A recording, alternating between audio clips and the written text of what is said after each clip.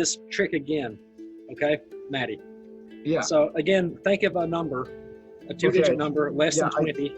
I got it. Okay. What's the first number that you landed on? 18. Okay. Now change it one time, or the second time, just the second card or number. Change it. What number? 10. All right. Now for the last time, change it one more time. Okay. I tell you? Yeah. What'd you get? 16.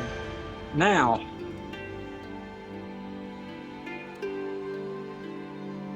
Wow. That's how that trick was supposed to be.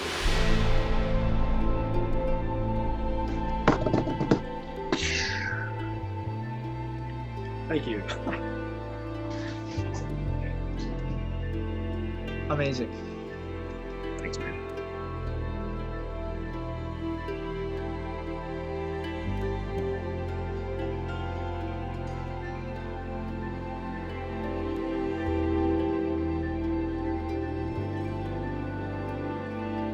Well, thanks first off for coming on our show, taking the time out of your day to sit down with us.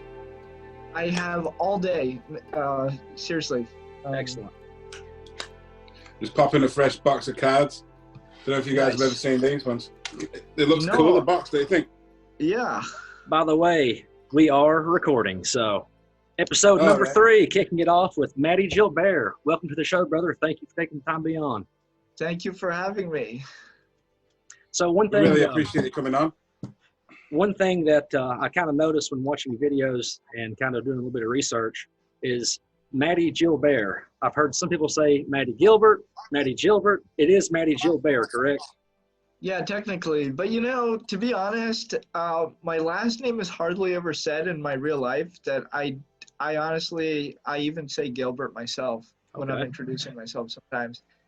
And the reason why is it's just so much easier for people who don't come from a French background. It's a French name, so I technically it's also an English name, Gilbert. But anyways, I mean my version is French. Okay. Do you speak French? I know a guy called Johnny Gilbert. I do. Excellent. So I thought Toronto was a mainly English-speaking part of Canada. Is that true? Yeah, nobody here speaks French, or hardly anyone here speaks French. But my family, you know, all speaks French just because, you know, we grew up with it, and my family is part French. Do you care to elaborate a little bit about what was his name? Mathis book. What was his name? I had it written down. First of all, Mathis Bookinger. You've got a new headset.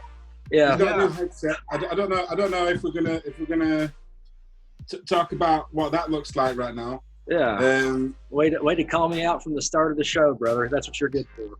So this is Matthias Bookinger. Matthias Bookinger, yeah. And he was a magician. He was born in 1674 in Ansbach, Germany, which is a small town now. And he was called the Little Man of Nuremberg. He performed magic. He performed sleight of hand tricks with cards, with coins. He did the cups and balls. He also played instruments of his own making during his show.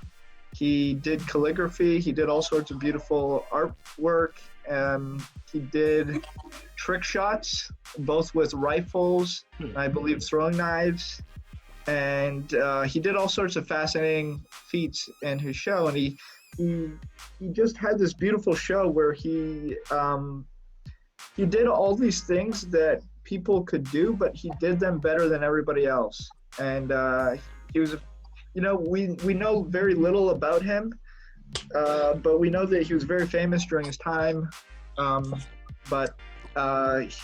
So he's a guy who I look up to a lot, and I'm writing about him in my own book. I'm writing a book that's my autobiography, and he has a whole chapter in it.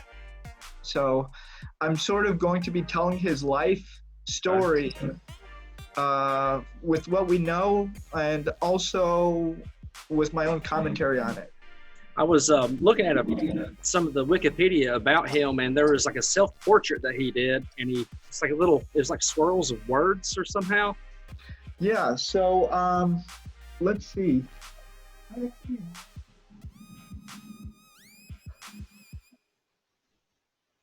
Doing research Nice. for it, but I'll show you.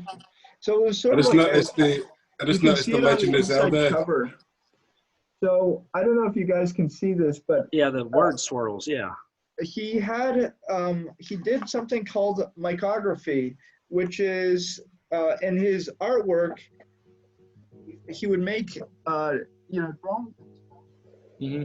and they were tiny drawings, and then inside the drawing was actually sort of like an optical illusion in that it was formed of handwriting of different phrases and prayers and stuff like that. And Do you know anything off the top of your head, like some of the words or phrases that he would, use?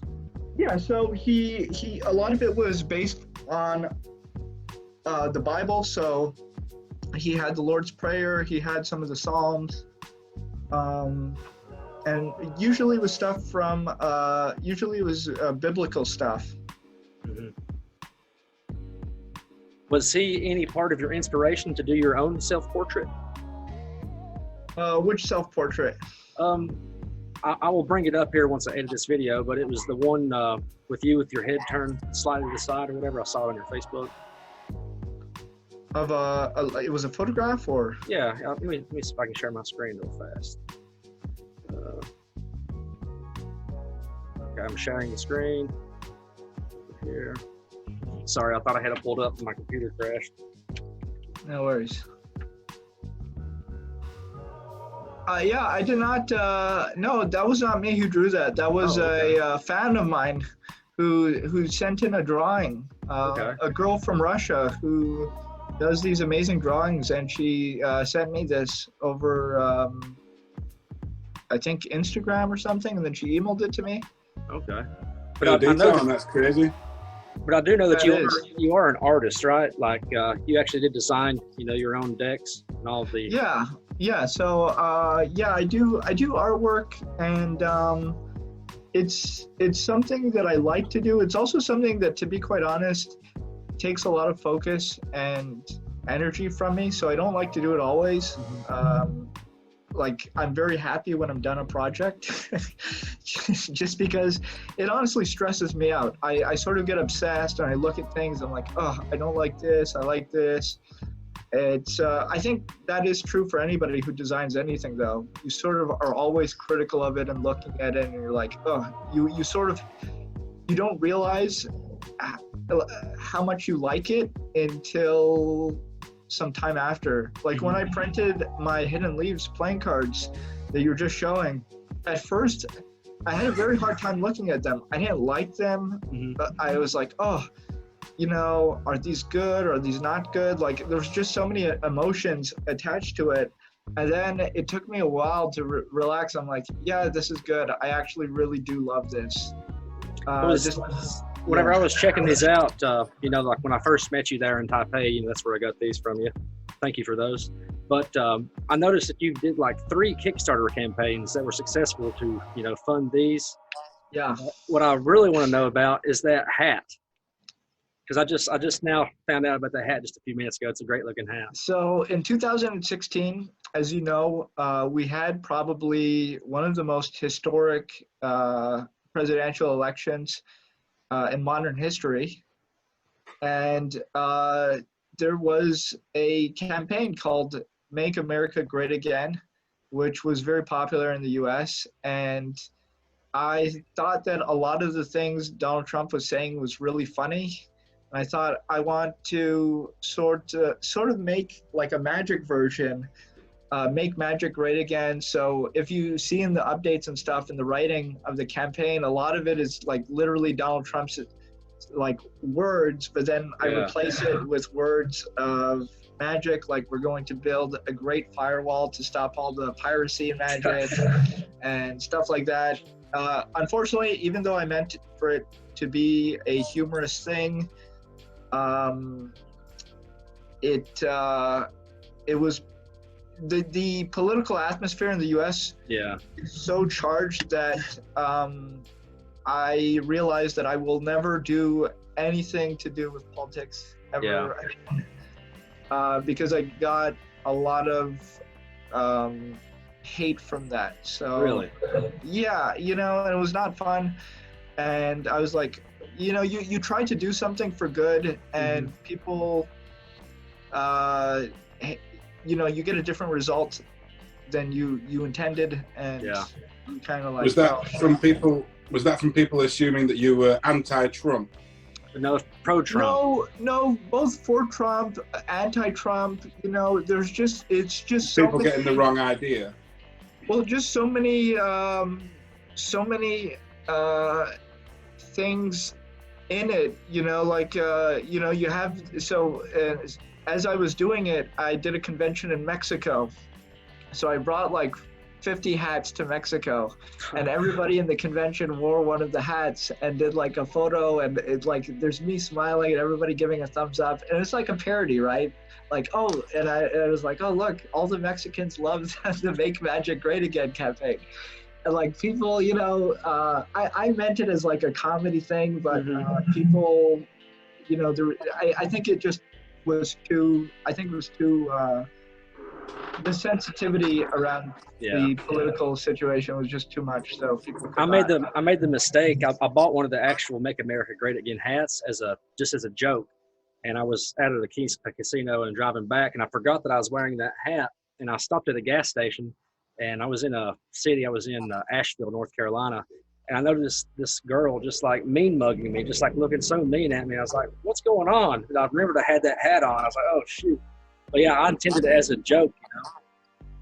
So I can see how people can. You know, it's a very tribal thing, and it is quite disturbing, to be quite honest, because it's like, even, you know, in certain cities you have gangs, and gangs have you know, wars and stuff.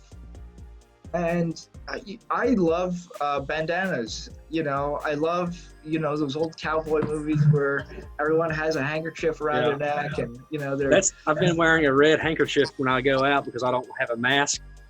So I have a collection of bandana handkerchiefs, and I do wear them. I do wear them around my neck, and you know, it's just a style thing. I like it.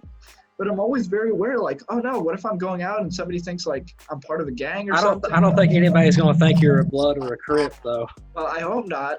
I have no I think gang you're cool for that one, though.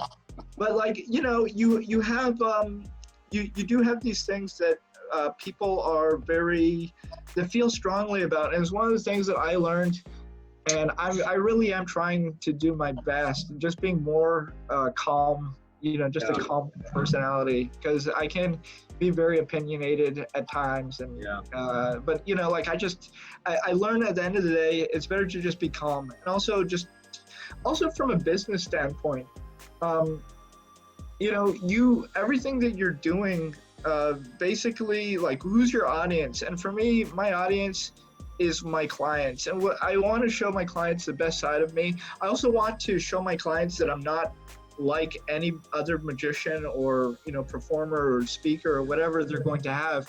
So I do a lot to separate myself from other people. Yeah. But I'm trying as hard as I can to do it in a positive way. But it would basically be impossible for you to be like any other magician, considering that you've had to develop everything on your own, right?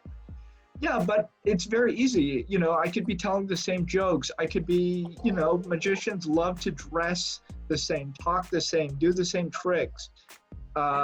You know, if you go see, and I see a lot of magic because unfortunately in some of the industries that I work in, magicians just love to come in. Once they find out that, you know, somebody can work somewhere, it gets flooded by magicians. So you see the people who are working. Do you care to elaborate on that? What do you mean it gets flooded by magicians? So like, you know, so I started doing work in the college market as a speaker. And, you know, part of my speaking is I do magic as part of it. So, you know, I talk to the students and I'm telling my story, but my story comes to life through some of the magic. There's pieces of magic that illustrate the story and make it stronger. It's sort of like a metaphor for it. And so I started going to all these different association events for all these different schools and stuff. And I would just see, as time went on, more and more and more and more magicians. It would start out with 5 magicians, and then it's 10, and then 20, and then 40 magicians. You're like, oh my gosh, am I at a magic convention? Do you think that might have a little bit to do with the popularity of Shin Lim and America's Got Talent and some of those things? I feel like magic is starting to, become cool again or whatever, or at least in the popular eye. Yes and no. I used to think like that, but I kind of realized that those waves in magic are just so quick that it doesn't really matter. Magic, there's always a market for magic. Nobody really knows what magic is like, and they don't know what your magic is like. Mm-hmm. So whenever you are interacting with people, you kind of have to show them what you do instead of tell them, because nobody will explain through you explaining. And then just try to keep yourself as special as possible.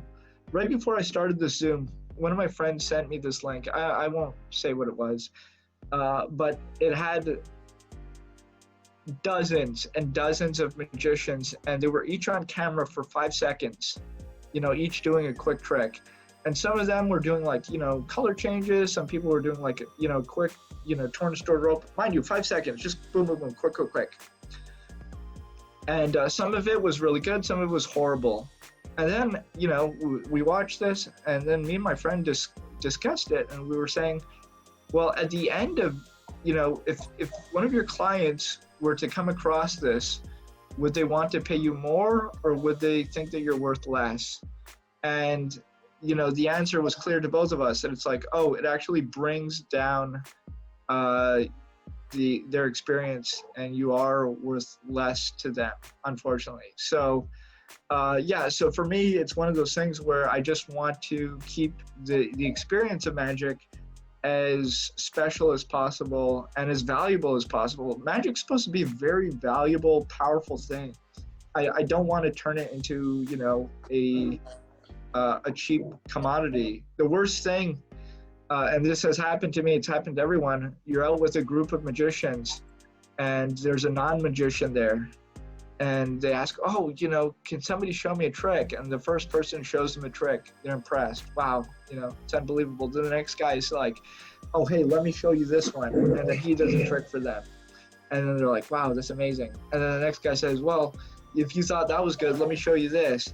And then he goes in and he does a trick. And then you literally have a line of magicians, waiting for their turn to try to one-up the last magician. And then at the end, you have that poor audience member who saw 10 things. Some of the things were great. Some of the things were horrible. But what is their experience of magic? What do they walk away feeling? What do they think about magic? What do they think about your magic after they've seen 9 other guys do magic in the same, time span? I think it's very easy to sort of destroy that special moment of magic, and that idea, the concept of something being special in magic. It'd become less personal, wouldn't it? So part of what makes magic so powerful in the person's mind, because it all happens in the person, the spectator, we call it spectator, layman's mind. What would be your general process in making cards, and what kind of achievements or things would you like to incorporate within the deck design? Yeah, so for the indices, playing cards used to be made with just the pictures on the cards, with just the pips and the drawings. They didn't have numbers on it. The numbers, I believe, were a modern invention from around just over 100 years ago. People were playing at tight tables and they wanted to peek at their card. And I guess technically it makes it easier when you're also holding the cards in your hands to, look at a glance what cards you have.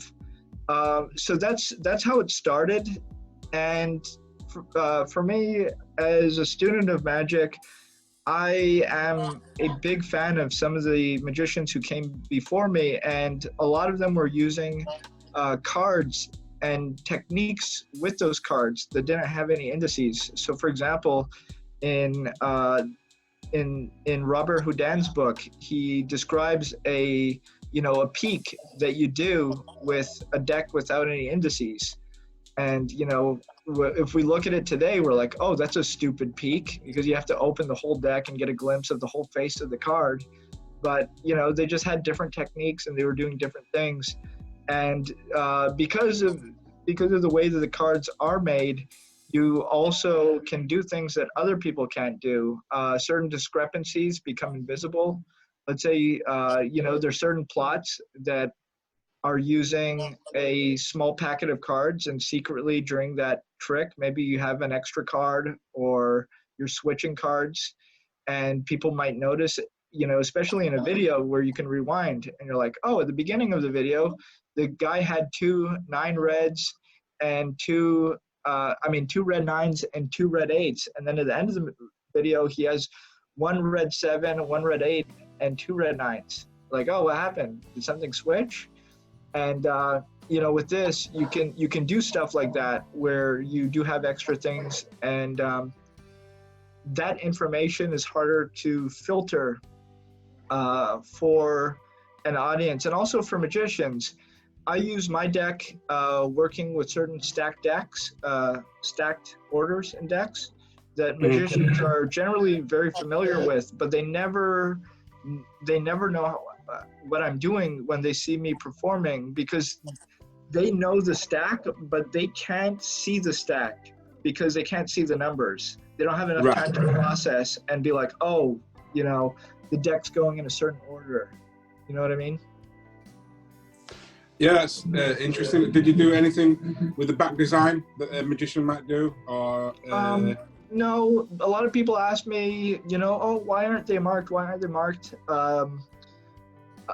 Look, I have my own system of marking things, and I think everybody else does as well. When I am working with a deck, I oftentimes will prepare the deck in advance. Maybe I don't need to mark the whole deck. Maybe I only want to mark half of the cards, or maybe I only want to mark 1 card or 2 cards, or do something to 1 or 2 cards, so that when I'm performing, I have that available to me. And it's like, if you don't need that tool with you, then why have it in the way? And also, for me, a lot of my customers who buy my, because my deck is a piece of merchandise. I sell it after shows, I sell it after talks. Regular people can buy it and they can use it, they can enjoy it, and there's nothing being revealed to them. If they look at it and they're like, oh, what the heck? What's going on here? Thanks for answering that. Have you got any new decks of cards that you're working on? No, not really. I want to do a red version of the Hidden Leaves with a new box. I also have a version that I was doing for the Chinese market, but that got sort of put on hold. I was supposed to be in China 2 months ago, but obviously that didn't happen with the whole situation. So I would have technically had a new deck out by now, but unfortunately it's been pushed back. So hopefully. And you were on television in China to an extremely large audience. It was like 650 million people or something like that. Yeah, so people at home who don't know. So you're sort of a pretty big deal out there as well. It's one of those things where you learn, but you learn too late. And next time I'm going on these shows, especially in Asia, I'm just wearing a shirt with a name tag in English. Like, I don't even care. I'm just doing it. You know why? Because anytime they put my name on the screen, whether it's in Korean or Chinese or, wherever the heck I am, the characters are different. So whatever they put on the screen is not how people can find me. So, I'm sure that I missed a lot of opportunities for different projects just because people had no idea how to find me because they don't know how to spell my name. They would probably be calling you in China. They'd probably call you Mahdi. just like the pronunciation of your name. Yeah, well, it doesn't really matter to me what they call me, but they need to be able to spell it, and I need to have like a like a website with that name or something. You know what I mean? Or you could just give yourself your own Chinese name. Yeah, I could. I actually have. I downloaded Douyin, and I have the English version, TikTok, and I used to have Weibo, and but you know, I think I need like a Chinese social media person to help me with all that stuff, because I don't know what the heck I'm doing. Yeah. It might be an idea to incorporate. I just find with the internet, you have to make things as easy as possible for people. You know, if somebody has to type your name, like let's say somebody's watching a video. Let's say you're on America's Got Talent, something like that. Okay, that video is posted by America's Got Talent. If your name, if your website, if your YouTube account, Instagram, whatever, is not in that description and the link's not on the screen or whatever, you're losing. Even though people might want to follow you, you're asking them, take another step. Okay, what's that step? I have to pause the TV, I have to pause the video, I have to pull out my phone, I have to, you know, now type this in, and then I have to search for it and find it. And maybe it's easy to find, maybe it's not.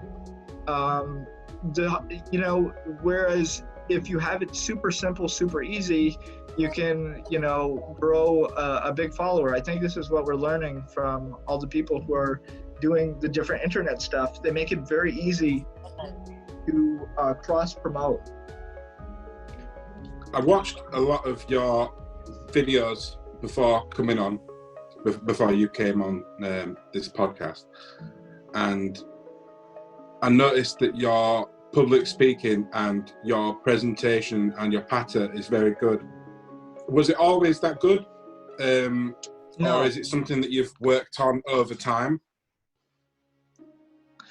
So when I first started magic, I had a language disorder. I was very nervous to speak to people, and I couldn't speak to anybody. I couldn't talk to anybody, and it was very hard for me. When I performed back in the very, very beginning, I was so nervous. I would be sweating. I would be shaking.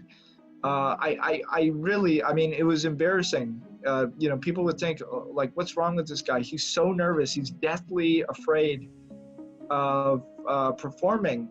And just speaking in front of people, my whole face would turn red.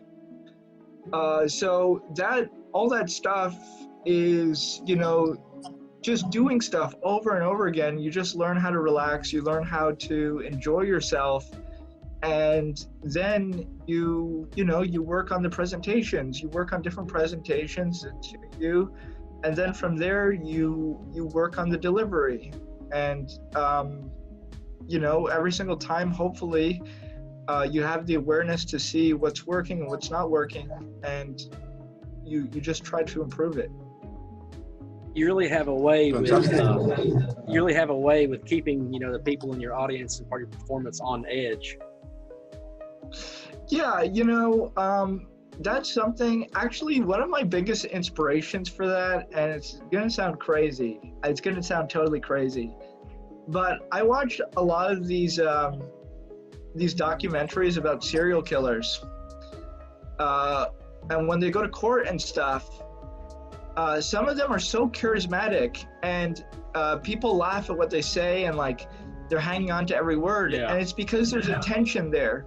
Mm-hmm. There's a very strong tension, whereas you kind of are on the edge as like, what the heck is this person going to say? What's going to happen? Mm-hmm. And you also have that in comedy. One of the guys who was so funny to me, Tom Mullica had a way of sort of sucking you into his world and get you into a state where all he would have to do is look at you and you burst out laughing. It's like, oh, how does that work? Does he have a funny look? No, it's because he understands how to create that tension between people, and then to give people that escape route as a release so they can laugh, or they can, and it's very strong also in magic. That's what we do in magic. We show situations. And for me personally, I always try to make things as clear as possible. I explain what's happening. I make sure everybody knows. and then I leave a pause. I leave a tension. You know, let the tension build, and then something's changed. Do you remember at the Kabbalah conference there in Taipei, whenever I was called on stage? Do you remember that specifically? It was for the big lecture. I think it was one of the earlier lectures, but it was okay. You called a girl on stage, and then a guy, and then somehow I was brought on stage. And, yes, and this was a trick. Yeah, this was a trick with the tens, right? I don't specifically remember the trick, but I believe it was with the tens. But at it was point, like, do you want to choose? Do you want this man, or do you want to choose another? That one. Yeah, that one. Yes, I do remember. I was like, oh man, you're gonna make her pick, and she was like, okay, I pick him, pointing at me. I was like, oh gosh, but it was hilarious though. Uh-oh, what is that call? Oh nope, getting the call. Sorry. Yeah, so it was coming through my headpiece. And that's something that I try to work on. I always try to have a lot of participation in my show. That's just how I perform magic. I'm the worst at presenting stuff. If I have to do a monologue or I can do it, but if it's short and it's theatrical, but it needs to be theatrical. If I'm doing a monologue, it needs to be theatrical because people need to understand that it's theater. I hate when somebody comes out and they're pretending to talk to the audience, but every single word is so scripted. Yeah. They're like, oh, this feels fake. This isn't real. Every joke is fake. So I do have a general idea of where we're going. I have jokes and stuff that I usually say, or I create these situations, but I want it to feel real. I want also the personality of the people to carry the show. I don't want to carry the whole show by myself. I think part of the fun is bringing people up on stage and letting them influence how you perform. I'll do a show. It makes it more inclusive. It does. And it makes the show. So I was doing my show a few months ago, and I was doing it 2 times in one day. And so one of my friends came, and he saw both shows, and they were literally right after one another, within 1 hour break in between. So he saw both shows, and he's like, wow, that was amazing. Like, it was the exact same show. I was doing the exact same magic in the exact same order, but everything felt totally different based on the people who I brought up. And the way that I interacted with them, it totally changed. Whether it was a serious piece, whether it was a funny piece, you never know who you're bringing up, how they're going to react, how they're going to interact. And, you just do it more and more, and you learn how to make the audience like a co-star in the show. Go on, you're on it. I was just going to ask, do you usually have like the audience or the person you bring on stage pick the other person? Because in that instance, I think that, that's why I was called up, because you asked someone else to pick. No, sometimes I ask who wants to come up. Sometimes I choose somebody. I really don't care who comes up, to be quite honest, because whoever comes up, something's going to happen. I don't know what's going to happen. Something's going to happen. And I never really know what to expect. You could bring somebody up and think they're one way, and they're totally a different personality. So for me, it's always like a little surprise, like because when we're doing magic, we're not just doing magic for one person. We're doing magic for so many people, and everybody's different. So for me, it's not that I don't care who comes up, but like, I'm not going to limit who I'm bringing up. I'll bring a kid up. I'll bring an old lady up. I don't care. Let's see what happens. In one of them, one of the performances, you had like a very attractive girl sitting next to you, and you're like, actually, I don't need you. And you pushed her away, and the look on her face was so funny. She was like so disappointed, but it just kind of broke the tension.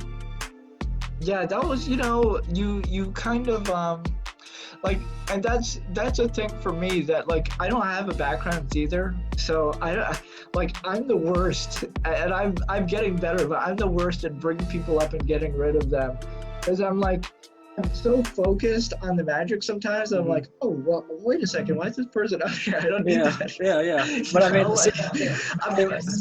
it was so good though. I thought that it was like a rehearsed part of the show, but in reality, that's just like you're just being real. like, okay, you know what? I don't you have know, to be because gone. you have so much stuff going on. You're like, oh, am I keeping track of my stack, or where's this card in the deck? And like, you sort of just look over it. You're like, oh, wait a second, what? You have to keep track of so much that's happening, and oftentimes when I'm performing, depending on so I have different shows that I do and different material that I do, but really my performances are very modular in that I keep an overall structure, but then depending on the environment, I do change the magic from place to place, because sometimes I'm in a room and I just have a feel of the room, like, how's this material going to go off in this room? How's the energy going to carry? Sometimes you're up on a stage. Other times you're down on the ground. It's just a flat room, and you're level with people. Sometimes everybody's up on a stadium type seating that's going up, and you're at the bottom.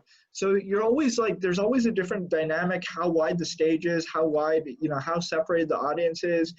So in the video that you're talking about, so that was a show that I did in New York called The Wonder Show.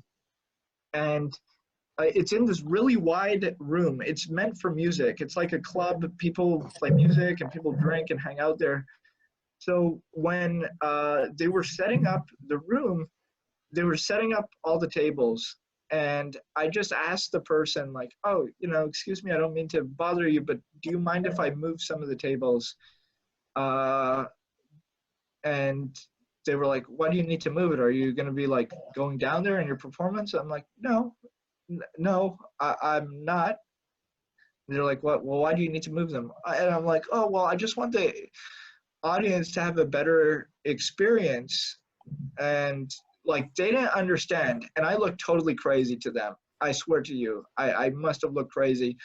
I went down and I literally moved every table. Not very much. Some tables I only moved an inch or two, just tilting the chairs at different angles, just trying to create that setting that I want. Yeah. Just because a lot of the times, people who are organizing events or working in different parts of the production, they're not always they don't always know what you're doing. So I am very much involved with that. Other people are as well. You see Danny Ortiz before a show, he goes into the room, they set up all the chairs a certain way so that he has the exact setting that he wants, because he knows how important that energy is to the show. And I've seen performers like Babel. I was in France and I saw Babel just stop a show, and he's like, oh, I can't perform. The chairs aren't the way I want them to be. Tell everyone to leave the room and we'll fix the chairs and then they can come back. And to me, that was extreme. Like, I was like, whoa, Babel. Hey, but that's pretty great. If it's your show, then you need to control every aspect of it to make it be suitable for you.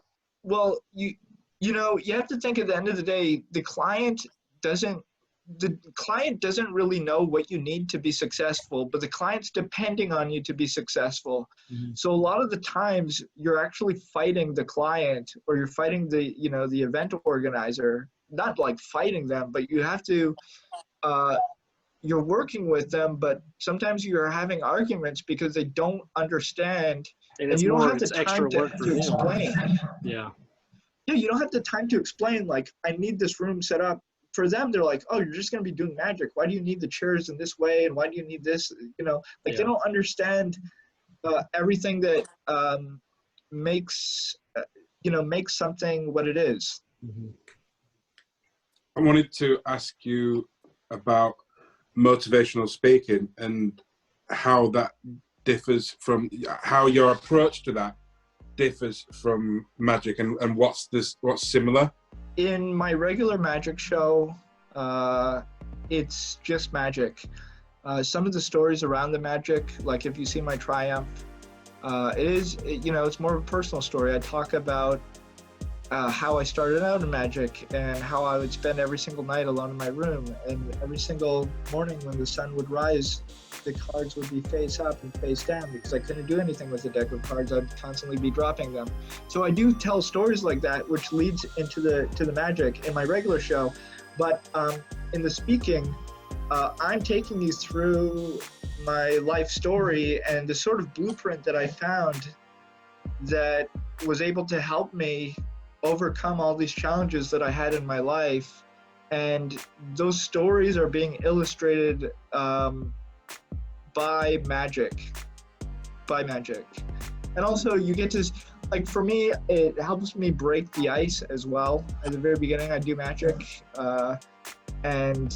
and then I can go into the story, and, you know, people don't need to be like, you know, what is this guy's credentials? I don't need to open with a joke. I don't need to, you know, you have all these people who try to break ice. They're going out in front of an audience and they're like, how can I make this audience relate to me? For me, the way I do that is to show them magic, and that just makes them more comfortable. They're interested in what I have to say, and they're looking forward to hearing what I have to say. And it's like, it's just one of those structural things. It's a huge mistake I often see magicians do. Like, they're going for a TV interview or they're starting a show, and they just open with talking and talking and talking. And you're like, nobody knows who you are. Nobody knows if you're any good. Why would we care about what you have to say? And, you know, you need to grab their attention. You have to grab their attention. You have to make them interested, and then you can go and do a longer routine. You can do, you can talk, and they'll actually listen. You know, if you start your show and you're trying to do a 15-minute routine that nothing is really happening until the end, you know, it could be a huge disaster. Whereas if you did that in the middle of a show, or, you know, near the end of a show, people would be much more engaged because they already have a level of commitment with you. They know that you're good, and that whatever you're doing, whatever you're saying, it's leading up to something amazing. You know, for me personally, I don't like most mentalists. I don't like most of the way that they perform. To me, it's the most boring thing imaginable. I hate the setup. I hate the climax. I just don't, there's certain things that it just doesn't appeal to my taste. So, but, you know, when I go to a magic convention, I see a lot of people love certain stuff, and I'm like, okay, I don't get it. It seems very cheesy to me. This isn't really what I'm interested in. But yeah, without saying any names, I kind of, you know, can relate to you. Like, you know, not saying any names, but the people like on Instagram Magic, whatever, it's like they're just doing things like, man, you know, that's a stooge, or you know that what they're doing is just completely fake to begin with. Yeah, that's a whole other conversation. But, you know, at the end of the day, you kind of have to think about what is the goal, what is the long-term impact, and a lot of those people, will they really be even footnotes in the overall story of magic? What is their place in magic? You know, when you have the future versions of guys like Edwin Dawes and Jim Steinmeier and, you know, all these historians, are those guys going to have books written about them and their magic? What is their overall, you know, what are they contributing to the art? And it's like, are they just, you know, making clickbait? And if they are, it's like, what's the point of that? You know, why should we care? And believe me, it does bother me. A lot of the stuff bothers me, but then I just try to focus on my own stuff because I can't do anything about them. One thing that that I've tried to previously ask other guests been on here is, I already know the answer coming from you, but I'll ask you anyway. Do you believe in magic? Yeah. Yes. I think it's an interesting topic. There's a great book by Jim Steinmeier, and it's called Inventing the Supernatural. It's about, what's the guy's name? Let me type this up really quick because I forgot the name. Inventing the Supernatural. Oh, Charles Fort. We'll put in that music. Charles Fort. Inventing the F-O-R-K? Supernatural. So this was a guy, Jim Steinmeier wrote a book about him, but this was an author from a few decades ago who invented this word. Well, he didn't invent the word, but he invented the concept that we know of as the modern day supernatural. And so what this guy did was he played devil's advocate in his book. He wrote about all these mysterious things happening both throughout history and also in modern day in newspapers and stuff, and then talking about, is it supernatural, is it not supernatural? So he'd talk about rocks falling out of the sky, blood raining down, and then he'd talk about, what it could have been historically from, maybe a religious or mythological standpoint, and then talking about what it could be from a practical standpoint. And he'd do like these little investigations and find out that, there was a tornado or whatever that sucked all these, frogs out of the sea, and then the frogs rained down on the town. Like, he was actually finding this real information, and depending on how you looked at it, it was either a really magical thing or it was like, an explainable thing. And so in terms of magic like that, I find it very interesting because there's so many things about the world that we don't necessarily understand and that we'll never understand. So I think for me, I love to approach things from a standpoint that things could be real, things could be possible. People ask me, is mind reading real? And I tell them the truth. I know how most of the people who you see do mind reading are doing it. They're using specific techniques. There's things that they're doing to be able to create that experience for people. But it could be that mind reading is real. I have no idea. Nobody actually knows. The brain sends different ideas to different parts of the brain through, these electrical impulses. Could it be that that they're sent out into the air, sort of like our cell phones are able to communicate? Adding to that though, just yesterday, my girlfriend, she gave me her credit card to go to the store to buy something for her, and she said that the first digit in her PIN was like, I don't know, like a 9, and for some reason in my head I was like 9874 or whatever, and then she turned around and she said, oh, my PIN number is 9876, and I was like, how did I get 2 of the digits out of it and just be off by 1? Is that random? Is that and it is unexplainable, mystical experience. So there's all these things, and it's like, could all this be coincidence? Could all this be explainable? We don't really know. I don't know. I think, to be quite honest, I think at some level it is all explainable, but sometimes the explanation is so much more magical than we could possibly imagine. You have a high level physicist who sits down and explains to you how there's different dimensions. Okay. I don't know about you, but that sounds like magic to me. Oh yeah.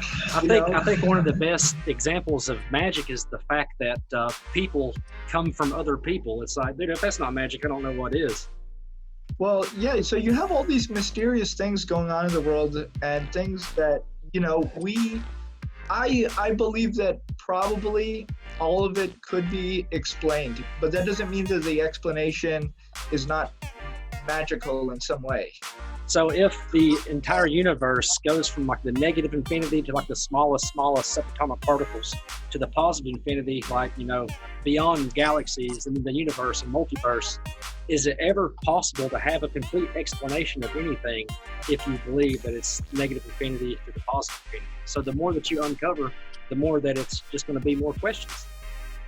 Well, more questions and more things happening. Who knows? We have different laws in physics, what we call laws in physics.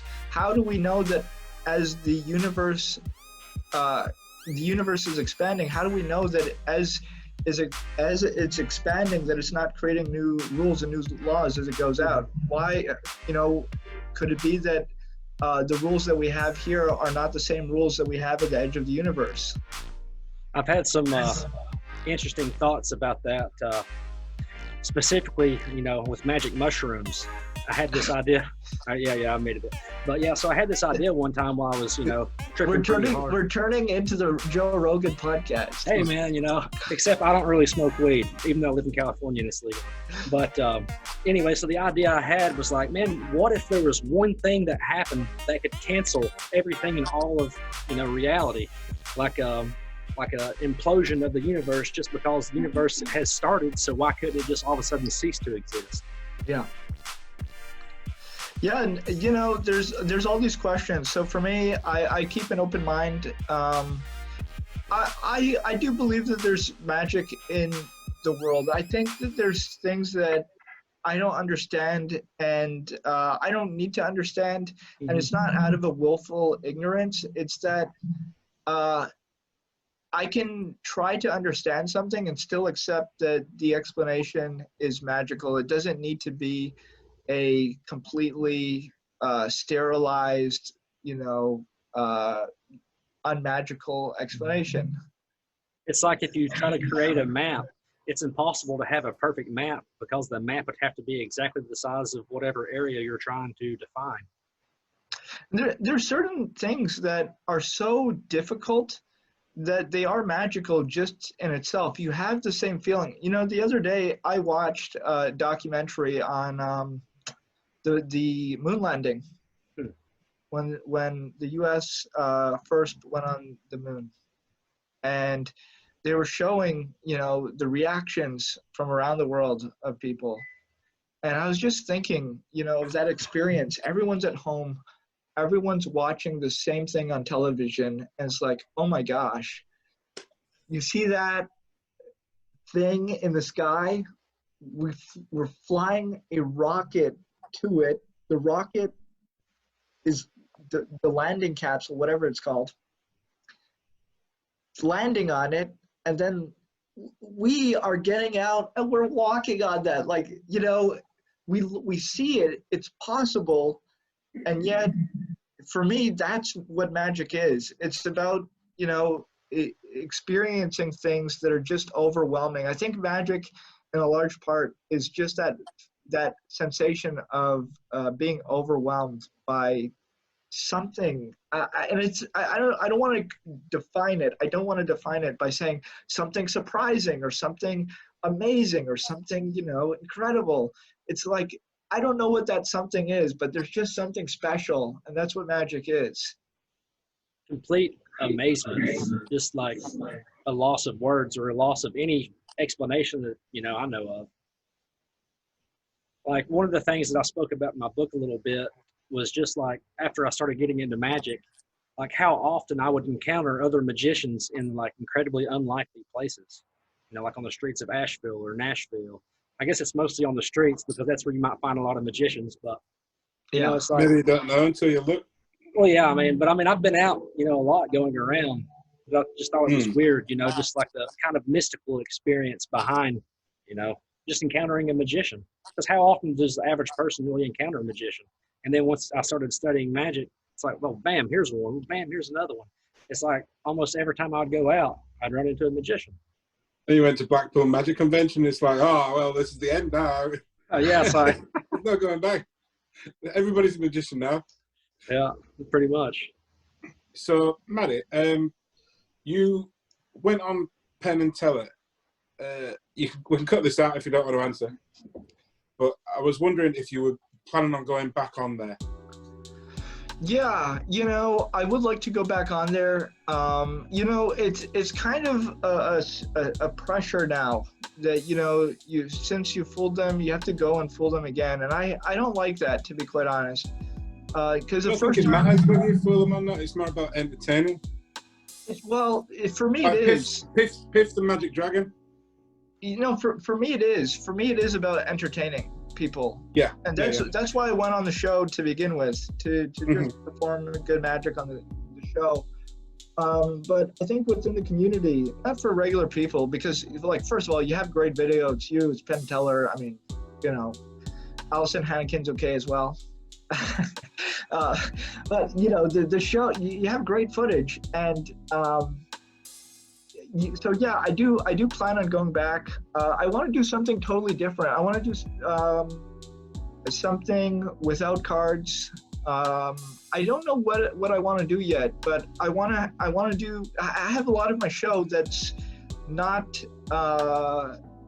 cards. So I want to get some of that on TV and have more of a versatility, because I think most people just know me for cards, and I do more. You're gonna do a silk. You're gonna do a silk act, or are you gonna make doves appear from things and explosions? I would like to see some mentalism. Yeah.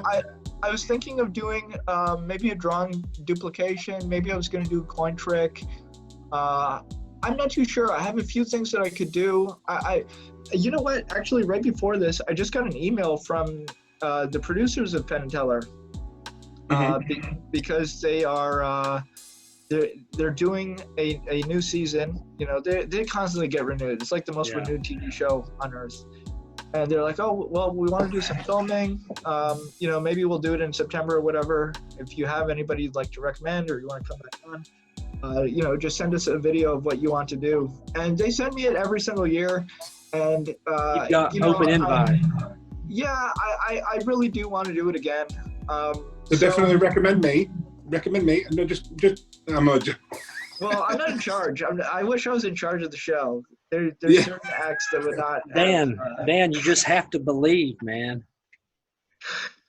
I'll be there in spirit. It's not a secret, Anybody who's a magician who wants to go on, you can email fooluscasting@gmail.com, and you just say who you are. You send them a video of what you want to perform in the show, and they either want it or they don't want it. I mean, I just noticed. 100% joking, by the way. No, you're serious. We're putting you on. You're going on the show, man. You can't back out now. We're putting you on the show. Okay, all right. But, we'll do a double act. We'll do a double act. I'll be the straight one. You'll be the funny one. Anyway, so that's my cricket noise. But I was just noticing the trophy for Penn and Teller's Fuller. It's like FU. Yeah, that is. It's a funny thing, It's a funny thing, and it's a sharp trophy. When they gave me that trophy, I could not accept it because I had to fly, and you can't fly with it. It's extremely sharp. So they had to mail it to me, and yeah. It's like an extra FU on top of the FU. Yeah. Well, actually, after you win the trophy, they don't give it to you because it doesn't have your name on it or anything. There's it's a version that they use for the show. Mm-hmm. So I think they make a version, and I don't know what the process is. Maybe they give it to you when you come back to Vegas to perform. I don't remember. I think. And how was that experience coming? How was that experience coming back and performing with Penn and Teller? Oh man, it was a mixed experience. It was good. The performing was good, but I think overall, the whole experience could be better. It's a weird experience. So you fly in, you get picked up at the airport, and they take you to a hotel. It's not really a person from the show. It's just like a random driver. It's like, okay, you go into the lobby of the hotel, you check into your room. After you check into the room, it's just like nobody's there to greet you or anything. You sort of just like, okay, and you wait for your email, and it's like, oh, well, here's tickets to tonight's show. You can come watch the show.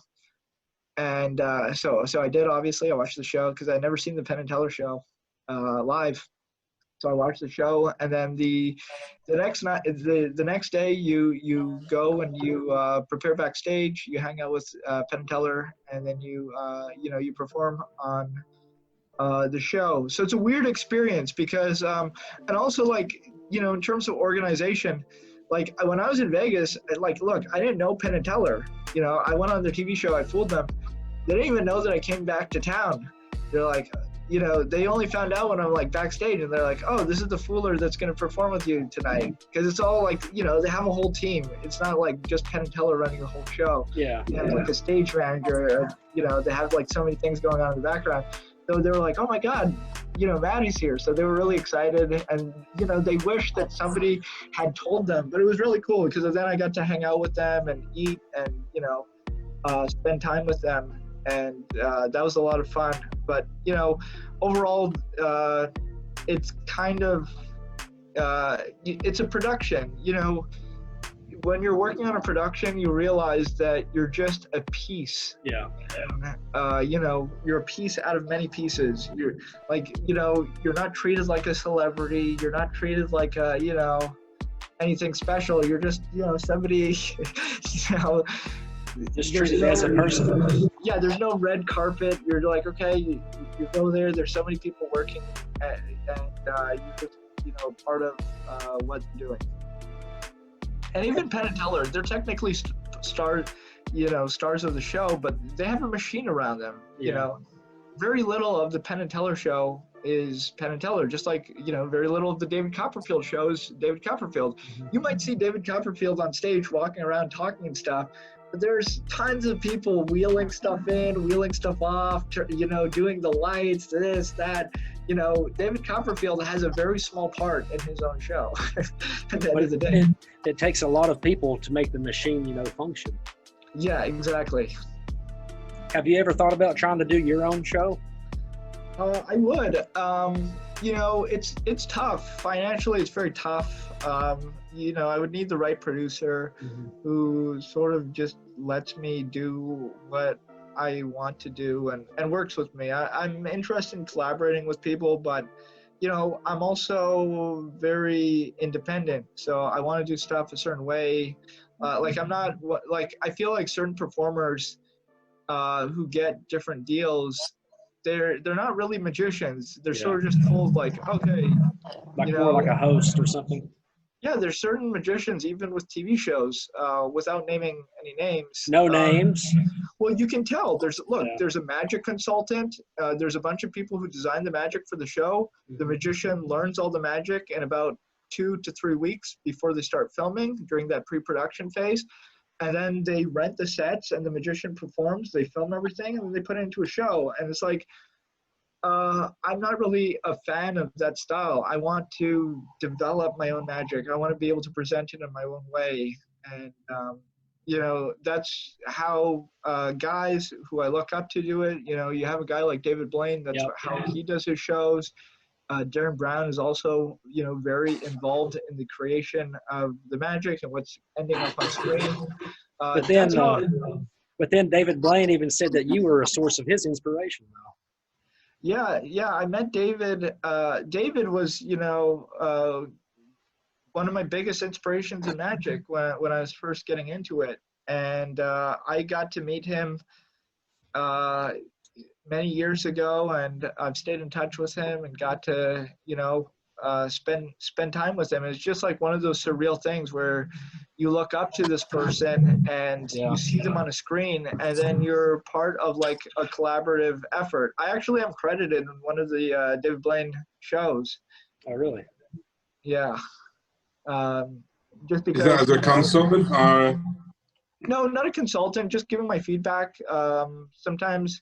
And it's not just David Blaine. Sometimes magicians just invite me to see cuts of their show, what they're working on. They're like, what do you think? And look, I'm a very honest guy. Maybe I'm too honest, but I'll tell people like, look, man, there's certain people who love to surround themselves with people who just tell them that everything that they're doing is great. It's amazing. I've never seen anything like it. It's like, you need friends. You need friends who will almost make you cry. And I'm not joking. With honest feedback, honest criticism. I've had friends who were so rough with me that after talking to them, I honestly wanted to cry. And I'm not even joking. I actually wanted to cry. Because it's like, fuck. Sorry, I'm not supposed to swear. That doesn't matter. You can swear. Please fucking swear. Swear as much as you fucking want. I usually don't swear, just in general. I will just bleep that out there. I'll just add a beep over top. But where you work so hard and somebody comes and they give you their honest feedback, and it's always painful to hear, but then once you digest it and you think about it, you can act on it. And you acting on those pieces of guidance are critical to your development. Yeah. And it's one of the hardest things in magic, and it's what separates people from growing and from other people from staying in the same place. It's like on America's Got Talent or those singing shows. They have the people that's everybody are in them's always told them they're so good, but then they come on the show and they're awful. It's like, man, you needed some friends that tell you the truth, man. That was a piece of shit. Yeah, or you might have somebody who's good, but they are stronger in some areas than others. So you sort of need people to tell you, maybe you should cut out that song, or maybe you should cut out this part of that song where you're sort of going on this riff, you know. And it's the same with magic, where it's like you might be very strong in one area, and then you have another area where you need somebody to tell you, look, I know that you have this vision, I know that you have this concept, but it's not working the way that you probably want it to work. So we can work on it to making it work, but if it doesn't work, it has to go because it's bringing the experience down. And so you need people, you need to be able to do that for yourself, and you need people to be able to have that honesty with you, so that you can really cut out all the fat and just have the best possible product for your audience. But then at which point do you have to come to a certain point where you draw the line and be like, okay, this is... Yeah, I draw the line all the time. So for example, I do the needle trick, and it's a very weird version that I do. I don't want to give it away. If you see it, you see it. It's not on video anywhere. Okay. But it's very weird, and it's very like magicians have... Very well-known magicians have told me, Maddie, I was freaking out when you did that trick. I actually thought that you swallowed the needle, and we're going to die. That's the experience that I create for people. And it's a very strong sensation. And I've had friends who told me it's too strong, it's too far. I've had other people tell me it's not a good look because,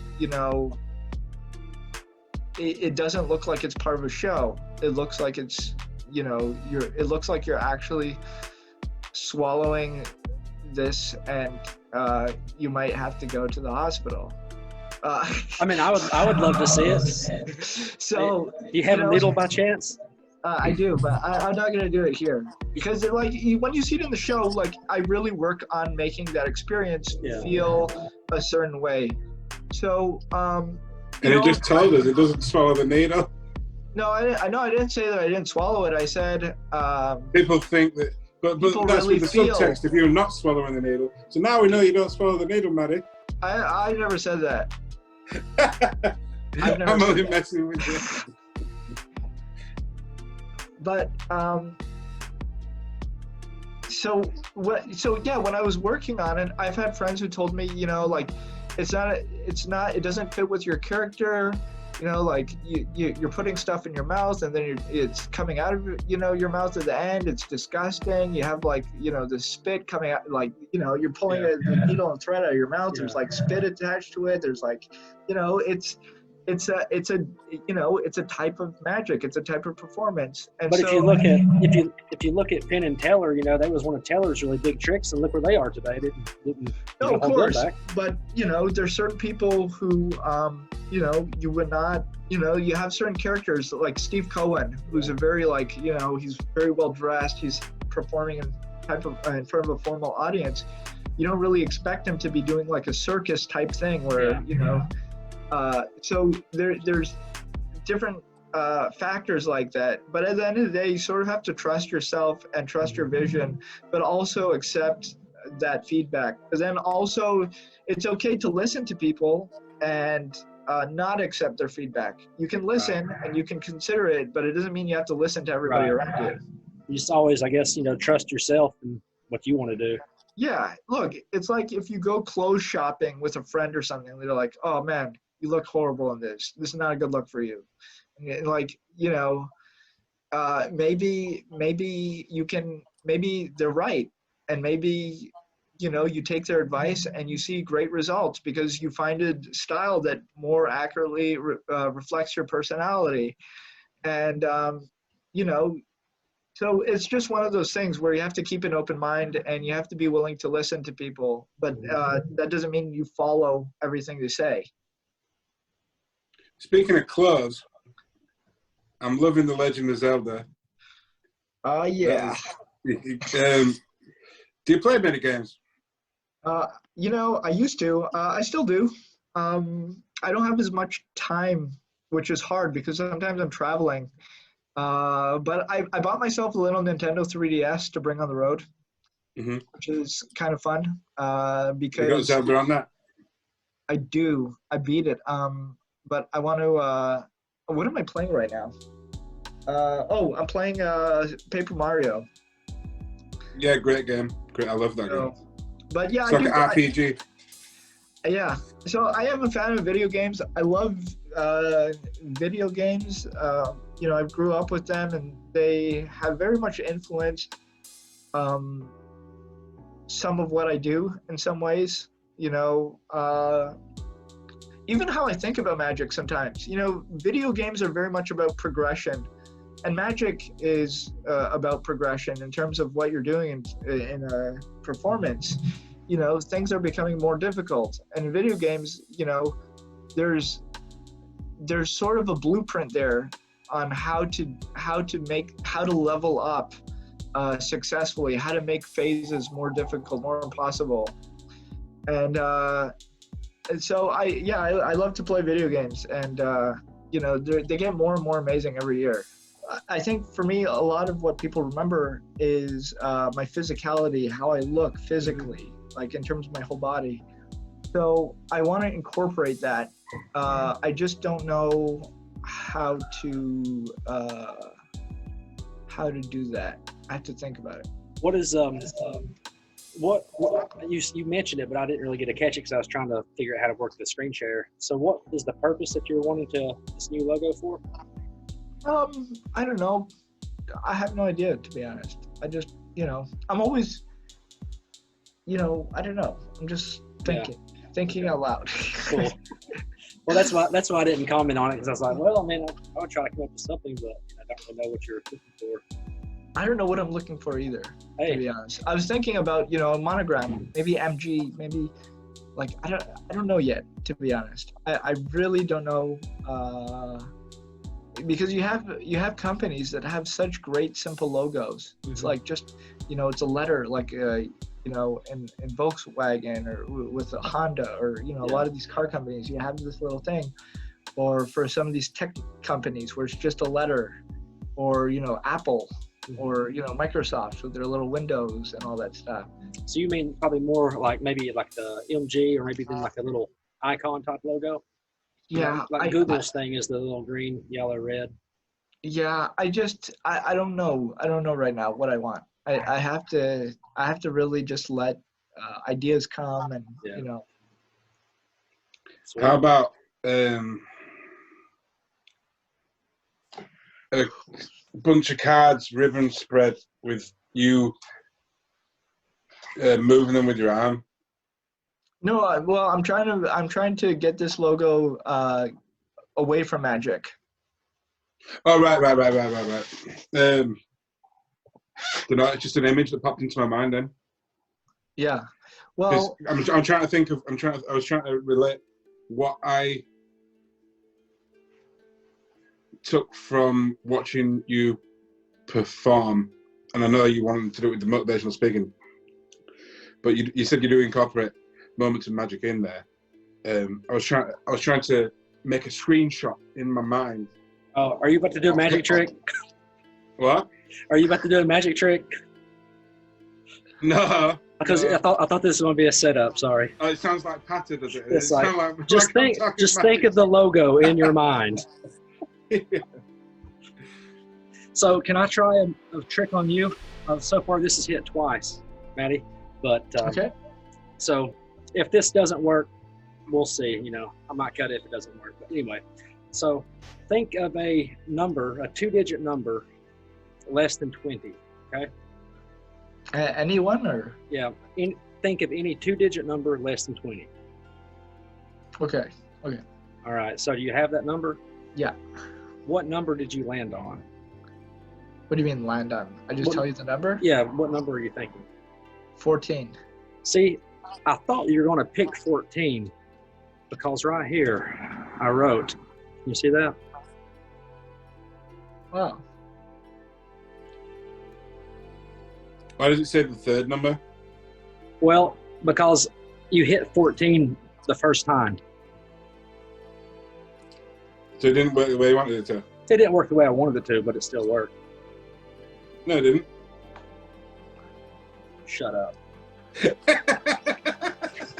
Yeah, But I knew, but I knew I don't that. mean to pick it apart. Yeah, but I knew he was going to hit 14. Yeah. But you hit it faster. I thought it was going to be the third time, but you hit it the first time, so I didn't change it. This is why I stay away from a lot of the mentalism. All right, let's Yeah, see. maybe we'll cut that bit out. Or maybe we'll leave it in. It's funny. So can I try this this trick again? Okay, Maddie. Yeah, So again, think of a number, a two-digit number, less than 20. I got it. Okay. What's the first number that you landed? 18. Okay. Now change it one time, or the second time. This is the second card or number. Change Okay. it. What number? 10. All right. Now for the last time, change it one more time. Okay. I tell you? Yeah. What'd you get? 16. Now.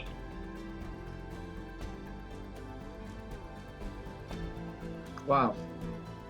That's how that trick is supposed to work.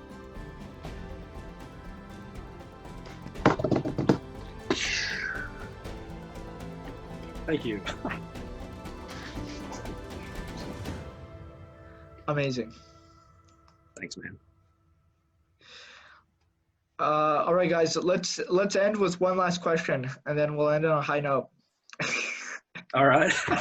One last question. Do you have any questions for us? No. Well, that was my last question. All right, brother. Man, thank you so much for coming on the show. It's been super awesome, chilling and talking with you. Great to talk to you, Ann, as well. We would love to have you back on sometime in the future. Yeah, just let me know whenever you want, and we will set it up. All right, brother. All right, thank you, everyone.